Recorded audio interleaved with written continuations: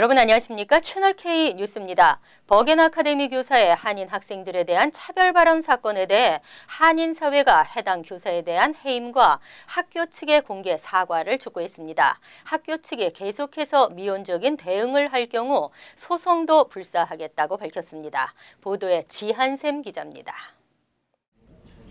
뉴저지 버겐 아카데미에서 발생한 인종차별 사건에 대해 한인 사회가 다시 한번 분노했습니다. 오늘 뉴저지 한인회와 지역 한인 단체장들은 이번 인종차별 사건 해당 교사의 해임과 버겐 아카데미 측의 공개 사과를 촉구하는 공동 성명서를 발표했습니다. 뉴저지 한인회와 한인 단체장들은 이번 인종차별 사건이 피해 학생과 학부모뿐만 아니라 한인 사회 전체에 큰 충격을 주었고 어린 학생들을 가르쳐야 하는 학교에서 일어난 사실이라는 것에 대해 매우 유감이라며 이번 공동 성명서를 통해 공식적인 사과와 징계를 정식 요청한다고 밝혔습니다. 해당 교사의 해임과 더불어 그 교사의 인사 기록에 이 문제를 명문화하고 학교 당국의 사건 처리와 그 과정에 대한 징계위원회의 검토, 교육 당국과 책임 교사의 공개 서면 사과. 이 기회에 버겐 아카데미도 바꾸고 이 기회에 우리 버겐 아카데미뿐만 아니고 모든 우리 학부모님들이 우리의 자녀들에게 용감하고 자신의 명예를 지키기 위해서 용감하게 해야 되고 또 이 것에 대해서 정의가 무엇인지를 각 가정에서 가르치는 것이 대단히 필요하다고 생각합니다. 뉴저지 한인회와 한인 단체장들은 한인 사회의 위상을 높이고 이 같은 일이 또다시 발생하지 않기 위해서는 한인 사회의 결집된 모습을 보여야 할 필요가 있다며 한인 동포의 관심과 지원이 필요하다고 말했습니다. 한인 단체장들은 인종차별 발언 해당 교사의 해임과 공개적인 사과를 버겐 아카데미에 정식 요구하고 구체적인 답변이 없을 경우 소송도 불사할 방침입니다. 채널K 뉴스 지한샘입니다. 지역경찰도 불체자 체포에 적극적인 것으로 나타났습니다. ICE로부터 지원금을 받을 수 있기 때문인데요. ICE와 지역경찰의 이민 단속 공조 프로그램이 활기를 띠면서 경범죄만으로도 추방되는 불체자들이 늘고 있습니다. 이민 단속에 참여하는 지역 경찰들이 지난해보다 2배나 증가한 것으로 나타났습니다. 그리고 앞으로 더 늘어날 것으로 보인다고 27일 로이터 통신은 전했습니다. 로이터 통신이 연방정부로부터 받은 자료에 따르면 트럼프 대통령이 취임한 지난 1월 이후 ICE와 지역 사법기관의 이민 단속 공조 프로그램 287G에 새롭게 가입한 지역 경찰은 29곳, 오바마 전 대통령 재임기에 32개보다 2배 가까이 늘었습니다. 가입 신청을 하고 승인 절차를 기다리고 있거나 가입 의사를 밝힌 지역 경찰도 38개에 달하고 있습니다. 이민 단속에 참여하는 지역 경찰은 100여 개에 달하게 될 것으로 추산됩니다. 이처럼 오바마 재임기 일부 프로그램이 중단되거나 축소 운영됐던 287G 프로그램은 트럼프 행정부가 들어서면서 부활해 최근 활기를 띠고 있습니다. 이 프로그램 시행으로 반이민 정책은 더욱 활기를 띠고 있습니다. 그리고 최근 이 프로그램에 새로 참여하는 지역 경찰들은 지난해 대선에서 트럼프 대통령을 지지했던 지역들로 인구 10만 명 미만의 중소도시 지역 경찰들입니다. 반면 이민자 보호도시를 선언한 LA, 뉴욕, 시카고, 워싱턴 지역 등은 287G 프로그램 참여를 거부하고 있습니다. 뉴욕 한인회가 민승기 전 회장의 소송 진행을 위해 기금 모금 운동을 전개합니다. 한편 한인회 밤에서는 개인 6명과 단체 2곳의 공로상을 수상합니다. 뉴욕 한인회관 살리기로 52만 달러를 모금한 바 있는 뉴욕 한인회가 또다시 모금을 계획하고 있습니다. 이번에는 민승기 전 회장에 대한 공금 유형 민사소송에 필요한 비용 마련 기금 모금입니다. 지난번 모금에서 뉴욕 한인회는 52만 달러를 모았고 이 중 4만 달러는 그동안 민 전 회장 소송 비용으로 사용했지만 현재 자금난을 겪고 있는 상황입니다. 한인사회 바로 세우기 민경원 위원장은 동포사회 기금 모금 운동을 통해서 싫어서라도 끝까지 소송을 진행해 민 전 회장에게 반드시 단죄를 내려야 한다고 말했습니다. 현재 소송에 사용할 수 있는 자금은 단 $1,000 남아있는 상태로 알려졌습니다. 하지만 소송은 언제 끝날지 모르는 상태여서 현실적인 소송 비용 대책이 필요한 것으로 전해졌습니다. 한편 뉴욕 한인회 이사회는 올해에는 올해 한인상 수상자를 선정하지 않기로 했습니다. 다만 개인 6명, 단체 2곳에 공로상을 수여한다는 계획입니다. 현직 한인 회장들이 하나로 뭉쳐 새 협의체 발족을 추진하고 있습니다. 양보 없는 싸움을 벌여왔던 미주 한인회 총연합회가 대체될 것으로 전망됩니다. 오는 12월 2일에서 3일 시카고에서 열리는 2017 미주 현직 회장단 회의에서 새로운 협의회 출범이 논의될 것으로 알려졌습니다. 뉴욕, LA, 시카고 한인회 등이 주도하고 40여 개 한인회가 동참할 것으로 예상되고 있습니다. 이처럼 40군데가량의 한인회가 이번 협의회 구성에 참가할 경우 미주 한인회 총연합회는 사실상 해체 수순을 밟을 것으로 전망되고 있습니다. 그동안 미주 총연은 내부 문제들이 불거졌고 회장 선거에서는 후보들 간 치열한 소송전까지 벌이면서 미주 지역 한인회의 구심체로서 위상이 급격히 하락하고 있습니다. 재외동포 재단으로부터는 분규단체로 지정되며 세계 한인회장 대회에도 참가하지 못하는 수모도 겪었습니다.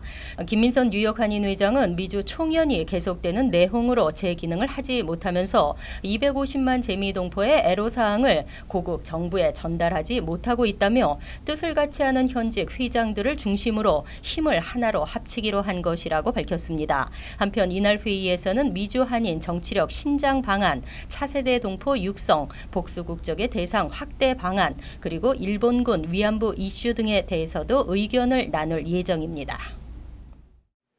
뉴욕시 근로자 권익이 확대됐습니다. 그동안 근무 시간이 들쑥날쑥하면서 수입도 안정되지 않아 어려움을 겪는 저소득층 근로자들이 많았는데요. 근로가 안정되고 생활도 안정될 것이 기대됩니다. 지난 26일 뉴욕시 정부는 직원 5인 이상의 소매업체와 패스트푸드점 종업원의 근로시간 안전성을 개선하는 내용의 패키지 조례 페어 워크 위크를 발효했습니다. 이 패키지 조례는 소매업체 종업원의 최소 근로시간을 보장하는 것으로 체류 신분에 관계없이 시 전역 모든 종업원에게 적용됩니다. 그동안 고용주 임의대로 시행됐던 온콜 스케줄링 관행을 금지했습니다.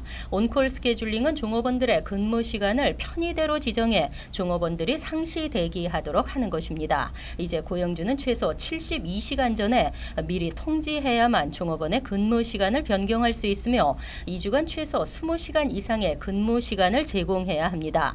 또한 날짜, 교대 시간, 근무 위치 등 변경 내용을 모든 종업원들이 볼 수 있도록 업소 내에도 관련 공지문을 부착하도록 했습니다. 이와 함께 패스트푸드점 종업원이 전날 마감에 이어 다음날 오픈까지 책임져야 하는 11시간 교대조, 이른바 클로 오프닝 관행이 금지되고 고용주는 종업원들에게 처벌이나 보복 행위를 할 수 없습니다. 또 종업원은 관련 규정을 위반한 업주를 소비자 보호국에 신고할 수 있습니다. 플러싱 지역이 그동안 쓰레기 문제로 골치를 앓고 있습니다. 이제 플러싱 다운타운 일대의 청소국 서비스가 확대됩니다. 시 청소국은 지난 22일부터 거리 청소를 2배로 강화했습니다. 플러싱 다운타운, 특히 메인스트리트과 루즈벨트 애비뉴 보도블록에 가득 찬 쓰레기로 주민들은 불만을 표출해 왔습니다. 식당과 길거리에는 쓰레기가 쌓이면서 악취뿐 아니라 통행객들에게도 불쾌감을 주기 때문입니다.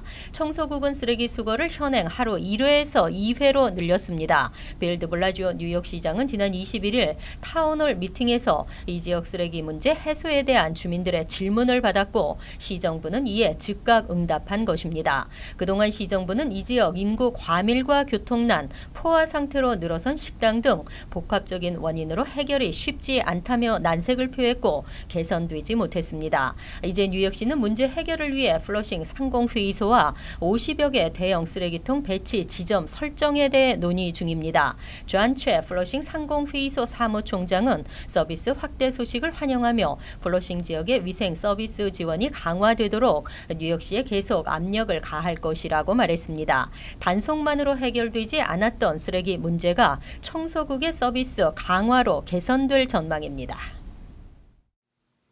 뉴저지에서 브루셀라균에 감염되는 사례가 발생했습니다. 브루셀라균 감염자는 어더 밀크사가 제조한 생우유로 만든 치즈를 먹었던 것으로 밝혀져 보건국에 비상이 걸렸습니다. 브루셀라균 감염 사례가 나오면서 뉴저지에서는 지난주부터 어더밀크사 원유 제품에 대해 판매 금지 조치가 내려졌습니다. 연방질병관리예방센터는 지난 6개월 안에 원유를 섭취했을 경우 브루셀라균에 감염될 우려가 있다며 의사의 진단을 받을 것을 권고했습니다. 어더밀크사가 제조한 생우유 제품들은 뉴욕과 뉴저지, 커네티컷, 로드아일랜드 등 4개 주에서 판매된 것으로 알려졌습니다. 오염된 우유를 공급한 농장에 관한 정보는 알려지지 않았습니다. 뉴저지에서는 생우유로 만든 제품 판매를 법으로 금지시키고 있습니다. 하지만 농장과 슈퍼마켓 등지에서 생우유를 원료로 한 요거트나 소프트 치즈, 아이스크림 등의 제품들이 유통되고 있습니다. 브루셀라균은 소나 돼지 등에서 흔히 볼 수 있는 가축 전염병입니다. 사람에서 사람으로 전염되는 일은 매우 드물고 감염된 동물과 직간접으로 접촉하면 전염될 수 있습니다. 열에 약하기 때문에 유제품을 고온 및 저온 살균하면 균은 사멸되지만 살균 처리하지 않으면 8주까지 생존이 가능합니다. 때문에 소고기, 육회, 바로 짠 우유를 멸균 처리하지 않고 마실 경우 주의해야 합니다. 브루셀라에 감염되면 항생제로 치료해 완치가 가능합니다. 차량 털이 범죄가 급증하고 있습니다. 최근 뉴저지 버겐 카운티는 차량 절도 주의보를 발령하고 주민들의 주의를 당부했습니다. 올 들어 북부 뉴저지에서 차량 털이 범죄가 증가세를 보이고 있습니다. 28일 버겐 카운티 검찰의 보도 자료에 따르면 지난 10월 5일부터 약 1개월 동안 카운티 내 19개 타운에서 총 30건의 차량 털이 범죄가 발생했습니다. 클로스터와 테너플라이에서도 각각 2건의 절도 사건이 있었던 것으로 나타났습니다. 같은 차량이 한 달 새 2번이나 차량 털이를 당하는 일도 벌어졌고 차량 도난 사건도 보고됐습니다. 검찰에 따르면 절도범들은 주로 한밤중에 문이 잠기지 않은 차량을 대상으로 문을 강제로 열기보다는 잠겨있지 않은 차를 찾아 차량 자체를 훔치거나 내부의 금품을 절도하고 있습니다.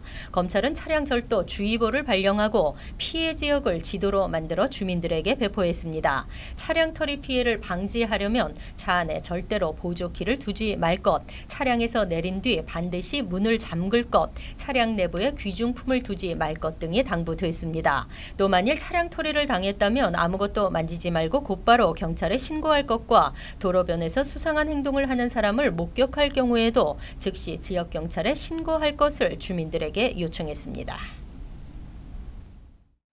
이어서 LA 지역 한인사회 소식입니다. 최근 LA에서 주택 대신 레저용 차량에 거주하는 주민들이 급증하면서 시 당국이 이에 대한 강력한 단속을 예고했습니다. 미첼 잉글랜더 LA시 의원은 오늘 최근 주거지로 사용되고 있는 RV 차량들은 안전성과 위생에 대한 문제를 일으킬 위험이 있고 시 규정에도 위배된다며 이에 대한 단속을 실시하는 발의안을 시의회에 제출했다고 밝혔습니다.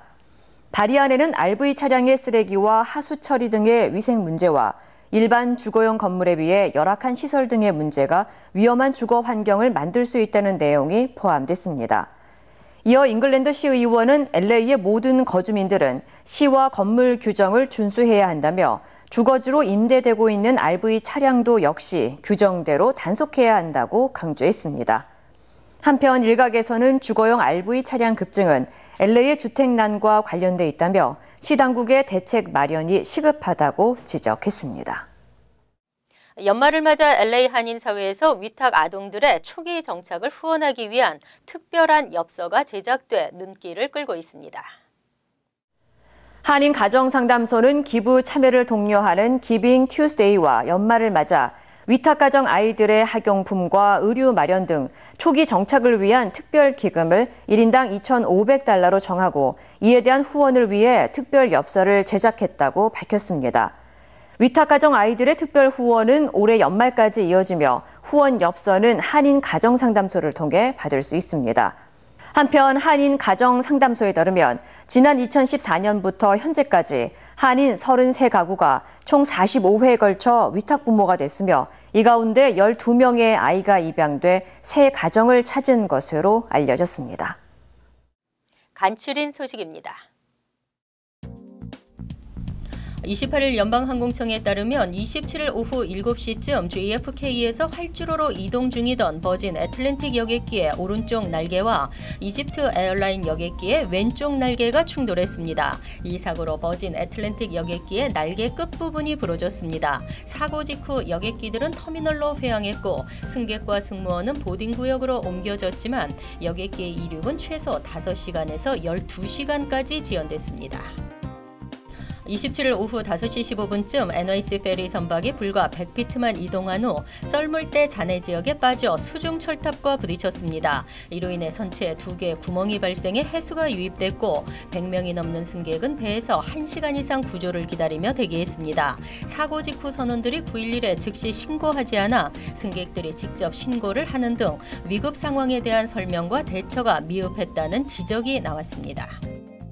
27일 빌드블라지오 시장은 91년 전 입법된 캬바레법을 폐지하는 조례안에 서명했습니다. 조례안은 120일 이후 발효됩니다. 이제 캬바레로 분류되는 나이트클럽 등 특수 비즈니스를 제외하고 식당과 술집에서 면허 없이 춤을 추는 것이 가능해집니다. 또한 춤추는 장소로 허가받기 위한 면허 취득 제도도 폐지됩니다. 다만 업선에 감시 카메라를 설치하고 안전요원을 배치하도록 하는 규정은 그대로 시행됩니다. 뉴저지주의 교사 연봉은 지역 주민의 소득 수준에 따라 천차만별인 것으로 조사됐습니다. 그중 버겐 카운티 노던밸리 리저널 학군 9에서 12학년 교사들의 연봉은 10만 5,650달러로 가장 높은 것으로 나타났습니다. 해켄색 학군의 킨더가든에서 12학년 교사 연봉은 8만 9,603달러로 두 번째로 높았으며 다음은 패스켓밸리 리저널 학군의 9에서 12학년 교사 연봉으로 8만 9,000달러로 나타났습니다. 환율과 증권 소식입니다.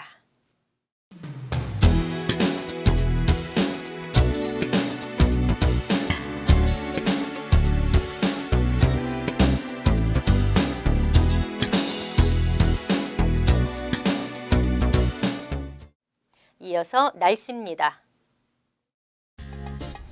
목요일은 간간히 구름이 끼는 대체로 맑은 날씨를 보이겠습니다. 낮 최고 기온은 50도, 섭씨 10도, 밤 최저 기온은 42도, 섭씨 6도로 예상됩니다. 금요일은 오전 중 구름이 많겠지만 차차 맑아지겠습니다. 토요일은 가끔 구름이 끼는 대체로 맑은 날씨가 이어지겠습니다. 이상으로 채널K 뉴스를 마칩니다. 채널K와 함께 편안한 하루 되시기 바랍니다.